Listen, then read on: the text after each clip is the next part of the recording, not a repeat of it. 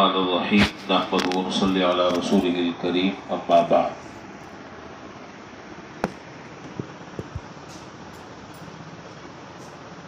حضرت زینب بنت ابی سلمہ رضی اللہ تعالی عنہا سے روایت ہے، وہ بیان فرماتی ہیں کہ میں ام المؤمنین حضرت ام حبیبہ رضی اللہ تعالی عنہا کی خدمت میں حاضر ہوئی جب ان کے والد حضرت ابو سفیان بن حرب رضی اللہ تعالیٰ عنہ کی وفات ہوئی۔ انہوں نے ایک خوشبو منگائی جس میں خلوق یا کسی اور خوشبو کی زردی تھی۔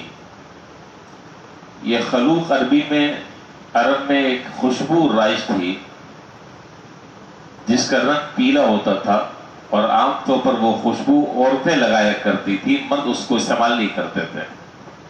خلوق اس خوشبو کا نام ہے۔ اور فرمایا کہ وہ خوشبو انہوں نے ایک باندی کو لگائی، پھر اس کے بعد اپنے رخساروں پر اس خوشبو کو ملا، اور پھر فرمایا کہ اللہ کی قسم مجھے خوشبو لگانے کی کوئی ضرورت نہیں تھی، نہ میری یہ عمر ہے خوشبو لگانے کی، لیکن میں نے جناب رسول اللہ صلی اللہ علیہ وسلم کو ممبر پر فرماتے ہوئے یہ سنا۔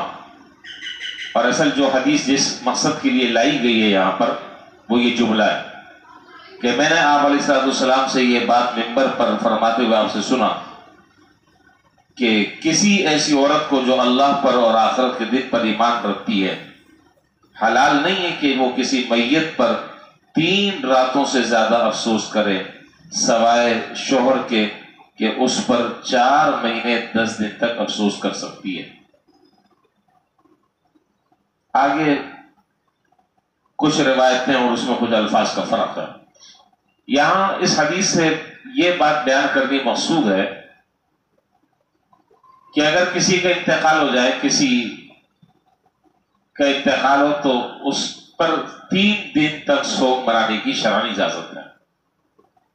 3 دن سے زیادہ سوگ کی اجازت نہیں، اللہ یہ کہ عورت ہے، اس کے شوہر کا انتقال ہو گیا تو وہ عورت 4 مہینے 10 دن تک کے سوگ منا سکتی ہے، اور منانا ہے۔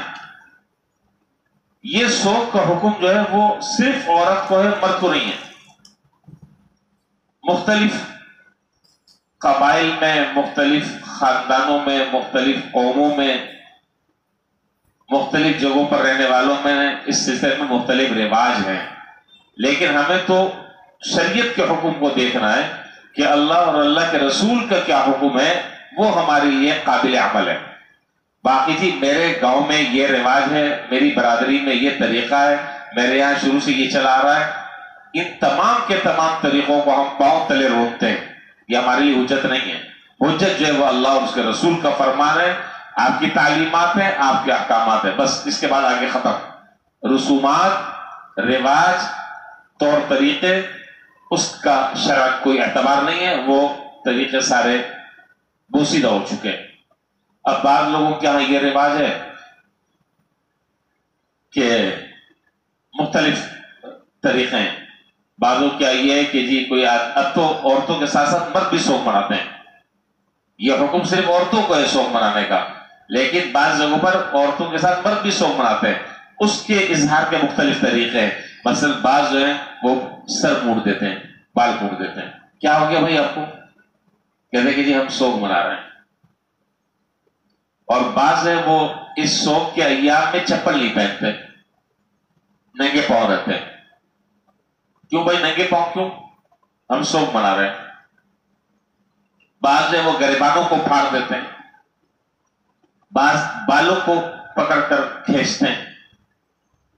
کسی کے ہاں کوئی طریقہ ہے، کسی کے ہاں کوئی رواج ہے۔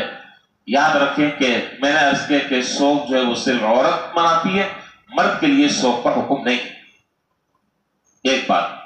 دوسری بات یہ کہ سوگ نام ہے صرف ایک چیز کا، سوگ نام ہے صرف ایک چیز کا، وہ کیا؟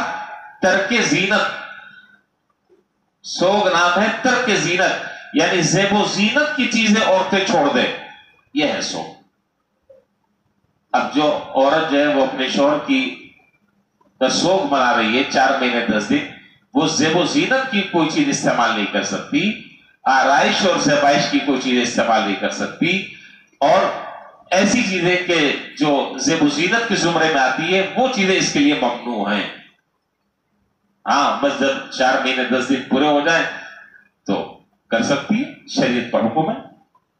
لیکن ہمارے یہاں ایک عجیب و غریب چیزیں، اور اب تو یہ اچھے خاصے لوگوں میں چیزیں چل رہی ہیں، لیکن یہ ساری چیزیں چھوڑنی چاہیے۔ مثال کے طور پر فرض کر لیں، یہ مہینہ کون سا چل رہا ہے؟ 12 تو چلی گئی، ربیع الاول کا مہینہ چل رہا ہے، 12 نہیں، 12 تو تاریخ ہے، مہینہ ربیع الاول کا چل رہا ہے۔ فرض کریں، میں ایک مثال آپ کو دے رہا ہوں، ربیع الاول میں کسی کا انتقال ہوا، کسی کے گھر کوئی انتقال ہو گیا ربیع الاول کو، ٹھیک، اس کے گھر والوں سے 3 دن تک کے آدمی سوگ ہے، جا سکتا ہے، تعزیت کر لے، یا کوئی آدمی جو ہے وہ شہر میں نہیں ہے، کہیں باہر ہے، اسے پتہ چلا ہے، اس کے لیے یہ ہے کہ آپ وہ آ کر اسے تعزیت کر لے، بس اس 3 دن سے زیادہ کی اجازت نہیں ہے، اپنے معاملات سارے انجام دو۔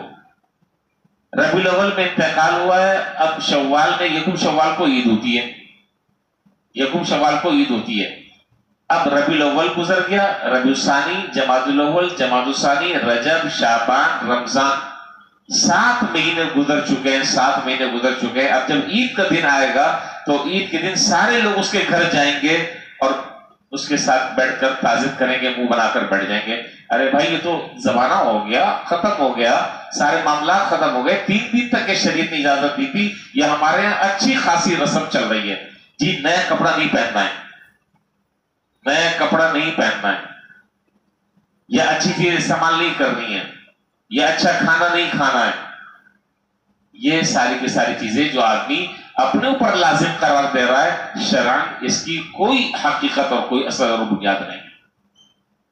3 دن ہے، یا تو 7 مہینے گزر چکے ہیں، اب کہتے ہیں کہ جی ان کی پہلی عید ہے، لہٰذا جب پہلی عید ہے تو اب وہاں جانا ہے، جا کر ان سے تعزیت کرنی ہے، ان کے ساتھ ان کے غم میں شریک ہونا ہے۔ غم تو 3 دن کا ہے، اب کوئی 8 مہینے انتظار کر رہا ہے، پہلی عید ہے، پہلی بقرعید ہے، پہلا رمضان ہے، فلانا ہے، دھماکہ ہے، شرعاً ان چیزوں کی کوئی گنجائش نہیں ہے۔ یہ ساری باتیں میں وہ بتا رہا ہوں کہ جو قرآن اور حدیث سے ثابت ہے۔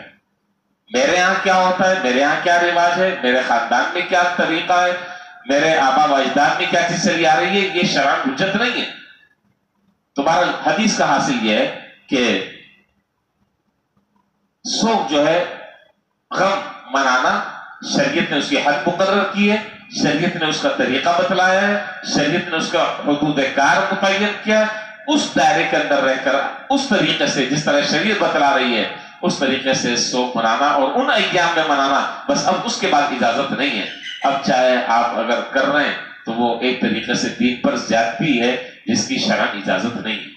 یہ ہے روایت، اور یہ ہے اس روایت کا خلاصہ جو میں نے آپ کے سامنے عرض کیا۔ باقی رسومات اور رواج ان چیزوں کو چھوڑنا چاہیے اور اپنے طور طریقوں کو شریعت کے طور طریقوں کے مطابق عمل کرنا چاہیے اور اس پر ڈھالنا چاہیے، اس لیے کہ ہمارا اصل ماخذ جو ہے وہ کتاب اللہ اور سنت ہے، اللہ کا حکم، رسول کا طریقہ، بس اس کے علاوہ تیسرا طریقہ کوئی ہمارے پاس نہیں۔